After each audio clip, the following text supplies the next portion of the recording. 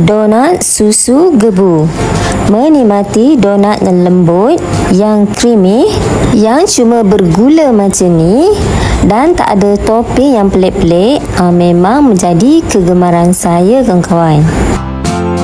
Dalam video ni saya share cara saya buat donat untuk 2 orang makan yang cuma menghasilkan 8 ataupun 9 biji donat sahaja. Cukuplah ya untuk keluarga yang kecil. Kalau nak lebih, just gandakan bahan-bahan sahaja. Jom saksikan video cara saya buat donat susu gebu.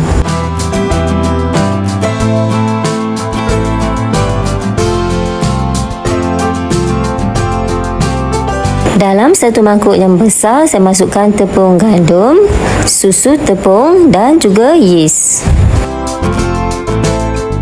Bahan-bahan ini saya masukkan ke dalam cawan dan bancuh sehingga larut. Tuangkan air sedikit demi sedikit dan kemudian kacau-kacau dengan sudu ataupun garpu. Masukkan lagi air. Gaulkan lagi sehingga tepung ni bersatu. Last kali saya masukkan margarin 1 sudu makan dan gaulkan dengan tepung tu. Kawan-kawan, kalau nak mudah, gunakanlah mixer. Saya cuma tunjukkan cara menguli menggunakan tangan.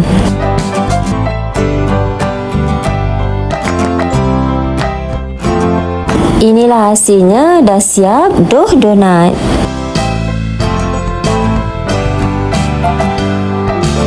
Rehatkan dulu dough sekurang-kurangnya setengah jam.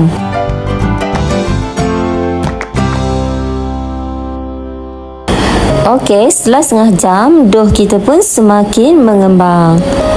Tekan-tekan dough untuk buang udara yang terperangkap di dalam dough kita ni.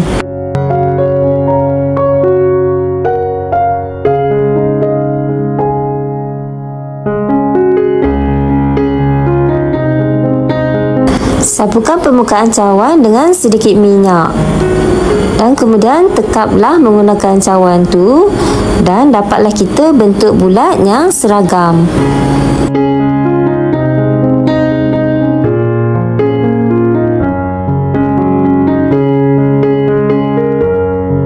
Dan kemudian saya buat lubang menggunakan jari saja.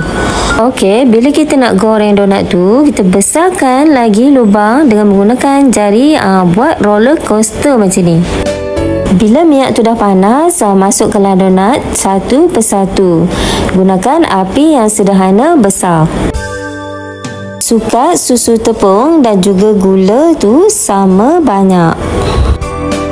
Salutkan donat secara merata.